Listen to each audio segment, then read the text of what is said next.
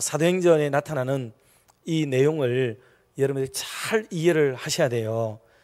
여러 번 강조를 드려서 이제는 어느 정도 이골이 나고 또 머릿속에 인각이 되어지셨으리라 생각이 됩니다만은 유대교가 있어요. 유대교가 있어서 유대인들이 유대교를 믿는 거죠. 유대교, 구약 종교입니다.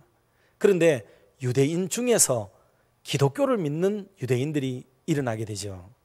그 교회가 예루살렘 교회입니다. 예루살렘 교회.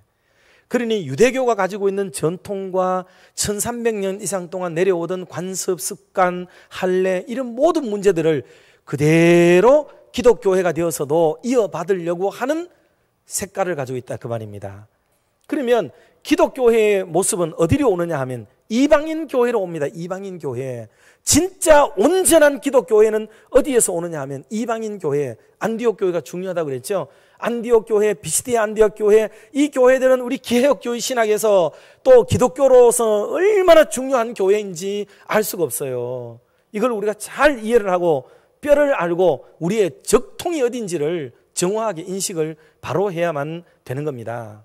자, 우리가 살펴본 대로 이제 드디어 문제가 생겨나기 시작을 해요. 그게 오늘 첫 번째로 말씀드릴 할례 논쟁이 바로 그것입니다. 이 얘기는 왜 생기느냐 하면 바울과 바나바가 1차 전도 여행을 잘 다녀옵니다.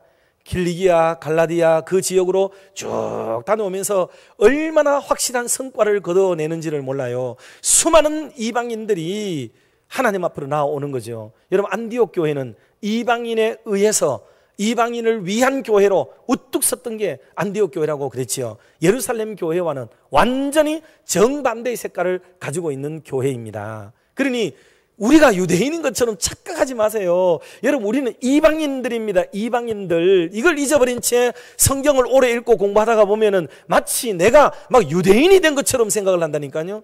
저는 이 자각을 언제 했느냐 하면 첫 번째 성지순례를 갔을 때 제가 말씀드렸잖아요. 우리는 이스라엘을 동경하고 이스라엘을 사랑하고 끝없이 이스라엘 마지막 날에도 이스라엘의 회복 이거를 생각하면서 지내왔던 목사 중에 한 사람인데 이스라엘에 딱 가서 대접받는 느낌이 싸늘하게 오는 느낌을 제가 받으면서 성경에 대한 눈이 달라지기 시작을 했어요. 아, 이 뭐 이상하다 이거. 뭔가 좀 달라졌다. 뭔가 우리가 생각하는 것과는 좀 다르구나 하는 것을 저는 그 차디찬 냉소적인 분위기 속에서 저는 진짜 그걸 뼈저리게 제가 느꼈어요. 기독교회라고 하는 것은 양립이 되어지는데 유대교를 떠나서 유대인들처럼 보이는 이 예루살렘 교회와 그다음에 여기는 이것은 교리가 부분적으로는 예수님을 인정하지만 대부분의 습관과 간습과 전통은요 고스란히 지금 남아있는 게 유대교의 전통이 남아있는 게 이게 예루살렘 교회예요. 여러분 이걸 알고 초대교회로 돌아가자 예루살렘 교회를 부르짖어야 된다고요. 유대교의 전통과 방식에 따라서 기독교 교회를 세워가는 여기에서 사도들이 딱 보고 또 그 다음에 여기에 가장 강력한 우파라고 할 수 있는 보수파라고 할 수 있는 그런 바리새파, 강경한 바리새파가 저 지금 안디옥에서 해대는 꼬락서니를 보니까 이거는 기가 차지도 않는 거예요. 기가 차지도 않는 거죠. 어떻게 저거를 예수 믿는다고 말할 수 있겠는가? 저거는 아니다 하고는 뭐를 하느냐 하면 바리새파 가운데서 사람을 얼른 조직을 내가지고 몇 사람을 저 안디옥에 보냅니다. 왜? 안디옥 교회 따위 정도는 다 예루살렘 교회 안에 하나에 속해 있는 교회라고 생각하고 자기들의 지시와 관리하에 있다고 생각하는 이런 생각을 이 바리새파 사람들이 가지게 되었죠. 그래서 사람을 보내가지고 거기서 이분들이 그 안디옥 교회를 새로 가르치기 시작을 했습니다. 바울이 가르치고 바나바가 가르치고 우리가 5명 다 마나엔을 비롯해서 여러분 헤롯의 젖동생 마나엔과 여러 사람이 있었지 않습니까? 그런 유력한 교사들과 이런 분들이 가르치던 복음의 모조리 틀렸다고 가르치고 그러면서 할례를 받아야지 유대인처럼 이 교리를 가르치고 그동안 가르친 교리를 교정, 수정하는 작업을 하려고 시도를 했습니다.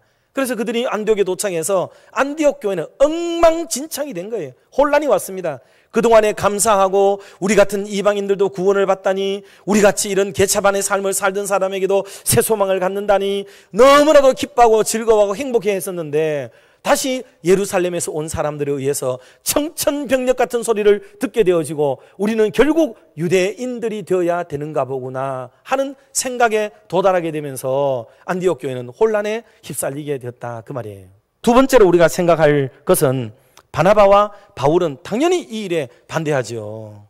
구원의 교리를 어떻게 회의를 해가지고 맞나 안 맞나 우리가 결정하는 것이겠습니까? 이때 당시만 하더라도 이 모든 것들은 다 우리 시대와 달라서 예수님이 직접 뭐라고 하셨는지, 예수님을 직접 어떻게 경험했는지. 왜? 사도들도 다 예수님 만난 사람이잖아요. 예수님에게 복음을 들은 사람이잖아요. 그러니 이 증거들이 나타남을 통해서 이분들은 충분히 이게 숙지가 되고 이게 다 이해되는 사람들이에요. 이렇게 해서 이미 율법과 상관없이 이방인들 가운데서 복음을 믿고 하나님의 자녀가 된 사람들이 이렇게 수두룩벅적하다 하는, 쉽게 말하면 이런 얘기들을 지금 보고해주고 있는 겁니다. 한마디로 율법 없어도 충분히 교회가 되고 율법 주장하지 않아도, 할례받지 않아도 얼마든지 하나님의 백성답게 살고 예수 그리스도의 제자와 형제처럼 살아갈 수 있습니다 하는 보고를 지금 무언의 얘기를 지금 다 하고 있는 거예요. 이게 멋있죠.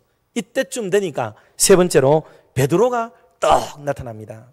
여러분, 이 베드로의 이 말은 정말 기가 막힙니다. 지금까지 베드로는 바울의 대척점에 서 있었어요. 7절 같이 합독합니다. 많은 변론이 있은 후에 베드로가 일어나 말하되, 형제들아 너희도 알거니와 하나님이 이방인들로 내 입에서 복음의 말씀을 들어 믿게 하시려고 오래전부터 너희 가운데서 나를 택하시고. 아멘. 베드로의 입에서는 이 말이 나오면 안 되잖아요. 베드로는 유대인으로서 철저한 유대교적 정신으로 기독교 복음을 가지고 있었던 예루살렘 교회의 탑 리더란 말입니다. 그런데 이 사람 입에서 드디어 뭔 말이 나오느냐 하면은, 내가 이방인들에게 복음을 증거하게 하도록 하기 위해서 하나님이 나를 먼저 선택했다는 말을 합니다. 이 말이 원래 누구 말입니까? 바울 말 아닙니까? 바울이 이방인에게 복음을 전하려고 택하심을 입었다고 그렇게 주구장창 얘기하던 얘기였고, 자기는 유대인에게 가겠다라고 주장했었는데, 이 베드로가 이렇게 변해가지고 나도 이방인을 위해서 복음을 증거하도록 하기 위해서 하나님이 나를 택한 그릇이라는 것을 내가 깨달았다. 지금 이 얘기를 이 많은 자중 앞에서 하고 있는 겁니다. 이게 우리는 자꾸 율법에 매이고, 예수 그리스도가 왜 오셔서 율법에서 우리를 자유하게 하시고 율법으로 그 구속의 의를 다 완성시키셨는지 그 도리를 제대로 이해하지 못한 채 우리는 여전히 예수 믿는 사람으로 구원받지만 여전히 율법도 지켜야 구원받는 사람이 합당하다고 생각하는 이런 교리, 이중교리를 가지고 있다 그 말이에요. 베드로는 이걸 알았습니다. 이 시대 사람들에게 이거는 큰 이슈였고 교회의 최대의 고민이 이 문제였습니다. 이때는. 그래서 복음으로 진리로 이 문제를 선명하게 갈라주지면 안 될 입장이죠. 만약에 바울이 이 말을 했더라면 사람들이 믿지를 않았을 거예요. 자는 원래부터 이방인주의자니까. 그런데 베드로가 누굽니까? 베드로는 이렇게 말했던 사람이라고요. 11절에 가면은 그렇게 말씀을 했죠. 그러나 우리는 그들이 우리와 동일하게 주 예수의 은혜로 구원받는 줄을 믿노라. 할렐루야. 여러분, 구원은 그래서 율법을 지킨다고 구원 얻는 게 아닙니다. 여러분, 이 내용이 우리 오늘날 교회를 세우는데 너무 중요한 근간이 돼요. 우리 기독교회가 오직 믿음으로만, 오직이라는 단어와 믿음으로만이라는 단어가 반드시 들어가는 이런 믿음을 우리가 가져야 되지, 은혜로만 적당히, 믿음으로만 적당히 이렇게 하면 안 됩니다. 그게 아니고 오직 예수 그리스도 그 이름을 믿음으로만 구원 얻는다는 이 확실한 구원의 하나, 이것만 딱 붙들어야 되지 다른 것에 어설프게 마음 두지 말아야 한다 하는 것을 다시 한번 깨닫게 됩니다. 멋진 교회로 우리 교회가 100년을 향해 달려가는 그런 시발점이 되기를 주님의 이름으로 축원합니다.